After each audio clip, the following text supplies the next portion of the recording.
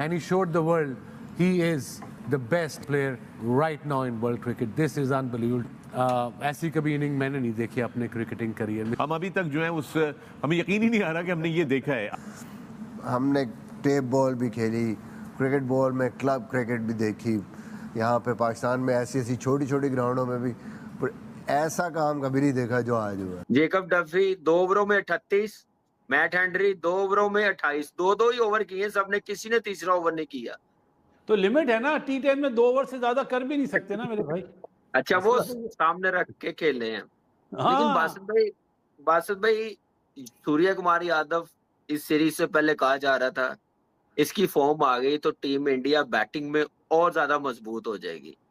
संजू के तीनों मैचेस में रन्स नहीं आए, लेकिन अभिषेक शर्मा ने रिस्पॉन्सिबिलिटी ली, ईशान किशन आया, उसने इंटेंट अपना दिखाया, संजू भी रन्स कर गया, तो क्या होगा टीमों का?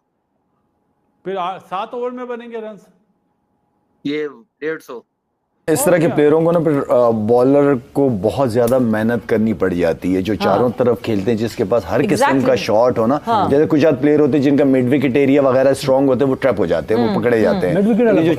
जो चारों तरफ खेलने वाले प्लेयर होते हैं ना, उनको बॉलर्स को बड़ा टफ टाइम मिलता है। कैसे डिकोड किया जाए, मतलब कैसे पता चले? आप वो अंदाजा लगाया, ऑफ स्पिन के अगेंस्ट इसका सबसे कम स्ट्राइक रेट है 155। ओके 155। हाँ, बाकियों को तो 200 के करीब तो वैसे उसका स्ट्राइक रेट है। वो मैनेज कैरियर स्ट्राइक, वो बहुत जबरदस्त बैटिंग है। और मैं समझता हूँ कि ये इसी तरह ही चलता रहा और आगे सीखता रहा, जैसे बाकी प्लेयर्स सीखते हैं दूसरी कंट्रीज के और वो अपनी गेम को इम्प्रूव करते हैं, ये तो बहुत मुश्किल डाल देगा किसी भी बॉलिंग साइड को।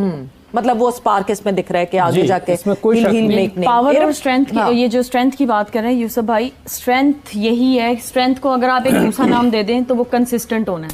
स्ट्रेंथ का ये अभिषेक के पास पावर तो है ही, उसके पास स्ट्रेंथ है कि वो एक शॉट बार बार मार सकता है। बिल्कुल वो सामने की जितनी भी तो ये चीज एक मेन होती है कि वो इसीलिए ये उसकी स्ट्रेंथ बन गई कि इसका उसके पीछे होमवर्क भी बहुत ज्यादा है कि उसने एक शॉट की पता नहीं कितनी हजारों में उसने रेपिटेशंस की हुई हैं। तो अब जैसे ही वो बॉल उसके एरिया में आता है तो वो लाइक एक आपके मसल मेमोरी बन जाती है ना, तो वो ऑटोमेटिकली रिएक्ट करता है। तो ये उसके पीछे मेहनत है, तभी ये उसकी स्ट्रेंथ बनी आज। सुबह वाले प्रोग्राम में हमने क्या बोला था कि यार कम से कम 250 भी बनाएंगे तो हार जाएगा न्यूजीलैंड, जिस तरह की पिचेस होती है ना गुवाहाटी में।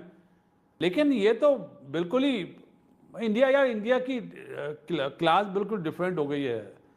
मेरा नहीं ख्याल कि ऑस्ट्रेलिया भी पकड़ पाए इन्हें, बहुत मुश्किल है। इन इंडिया बहुत मुश्किल है T20 क्रिकेट में। बाकी क्रिकेट में टेस्ट मैच में भी मुश्किल मुझे लगता है, वनडे में पकड़ सकते हैं, लेकिन T20 और टेस्ट मैचेस में इंडिया में ऑस्ट्रेलिया के लिए भी मैं समझता हूँ बड़ा मुश्किल है।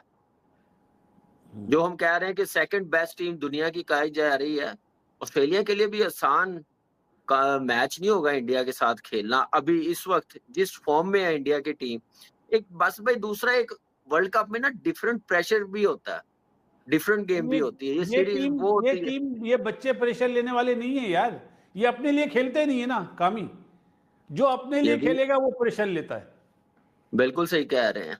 और इस टीम में टीम वर्क बहुत है, एक दूसरे को सपोर्ट बहुत है, जो एंगल कोई नहीं है, और क्लैरिटी के साथ खेल रहे हैं कि हमने हमारा रोल क्या है, टीम में हम खेल क्यों रहे हैं, ये चीजें देखे। और सबसे बड़ी बात है जो गेम अवेयरनेस नजर आती है ना, और उसके बाद गेम अवेयरनेस के साथ बासित भाई T20 की खूबसूरती ये है जब मोमेंटम मिल जाए ना, उस मोमेंटम को नीचे नहीं आने देना, बढ़ाते रहना है।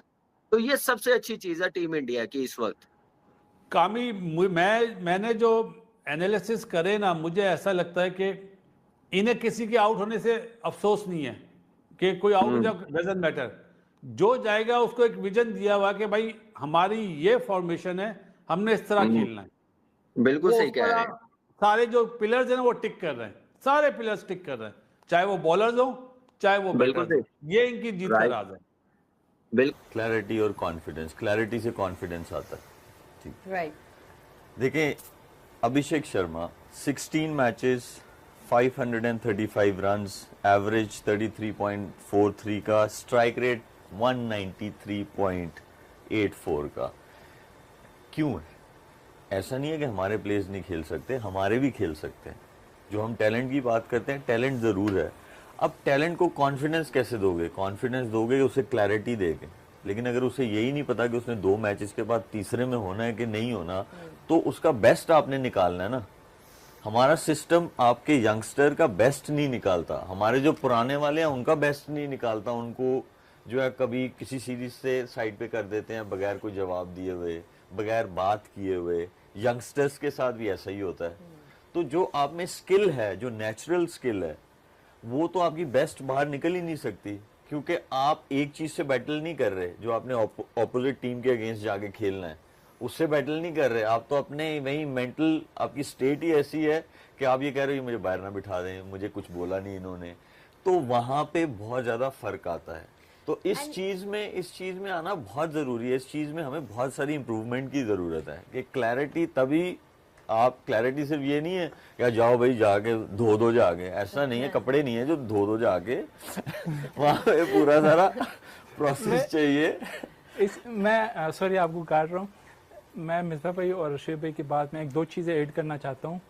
ये बात कर रहे हैं ना टेक्निक की और टैक्टिकली। ये टैक्टिकली आप उसकी कोचिंग करते हैं जब आप एस्टेब्लिश प्लेयर हो जाते हो। पहले इनिशियली आपको टेक्निक पे काम करना पड़ता है। हमारे यहाँ पे क्या है, अनफॉर्चुनेटली जब हमारा कोई प्लेयर स्टैब्लिश हो जाता है, वो पीछे उनकी हज़ारों लाखों दफ़ा रिपीटिशन हो जाती है, उसके एक्शन पे काम करते हैं या उसके बैटिंग पे काम करते हैं, या जब वो पाकिस्तान टीम में आता है तो उसके एक्शन पे या उसके टेक्निक पे काम करते हैं। हमारी जो सबसे बड़ी गलती है हमारे डोमेस्टिक सर्किट पे है।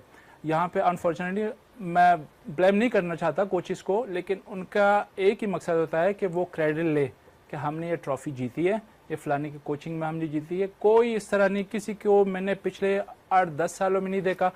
हम स्ट्रगल कर रहे हैं ना, अब्दुल रज़ाक और अजहर महमूद के बाद हमें ऑलराउंडर नहीं मिल रहा है। टैलेंट है हमें, लेकिन वो काम है जो डोमेस्टिक में जो कोचिंग करते हैं उन कोच का है कि वो अगर आपका फर्स्ट क्लास के मैच सीजन है, 10-12 मैचेस है आपके, आप देखे ना उसको ढूंढ लेना कि जिस लड़के में पोटेंशियल है आप उसको अपॉर्चुनिटी दे।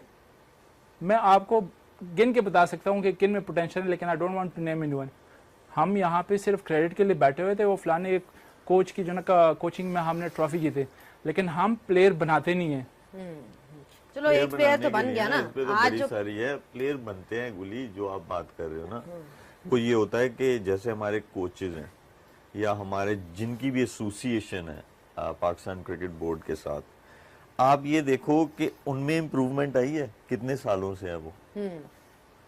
मैं सिर्फ उनका कसूर नहीं कह रहा, ये पूरी चीजों का कसूर है। हम लोग वो जो टाइम आइडेंटिफाई करना है ना डोमेस्टिक क्रिकेट में जाके, वो पता है कहाँ हो रहा है कि मैं गुड बुक्स में रहूं, जो डिसीजन